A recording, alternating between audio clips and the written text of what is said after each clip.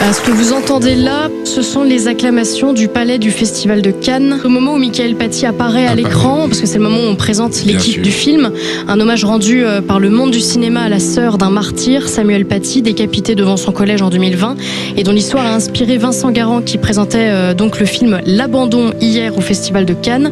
Michael Paty a beaucoup œuvré auprès du réalisateur et des acteurs pour leur permettre de réhabiliter, ce sont ses mots, réhabiliter Samuel Paty, parce que, dit-elle, sa mémoire a été salie avant l'attentat, peu après et encore récemment avec le deuxième procès en appel. Alors je voudrais aussi vous faire écouter un extrait d'interview d'Emmanuelle Berco qui incarne la principale du collège dans lequel travaillait Samuel Paty. Écoutez. Et de toute façon, moi, c'est la raison pour laquelle j'ai fait ce film, c'est pour c'est pour lui.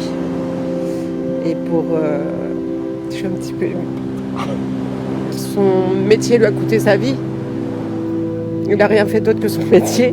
Transmettre, ouvrir la conscience des élèves, et il a payé très très très cher. Voilà, et je sais pas, je le connais pas, mais c'est quelqu'un pour qui j'ai beaucoup de respect, d'affection. Voilà l'émotion d'Emmanuelle Berco au Festival de Cannes, et ça me permet de vous dire encore une fois que la magie de Cannes, vous voyez, c'est aussi ça, c'est de mettre en lumière des personnes qui ont connu le pire, et que du pire en ont tiré parfois le meilleur. Alors un film, ça ne lui rendra pas son frère, mais ça lui a permis de l'honorer devant tout le parterre du cinéma international. C'est ça le cinéma, et j'espère que ça permettra à certains détracteurs du festival d'y voir aussi l'utilité publique que ça peut avoir.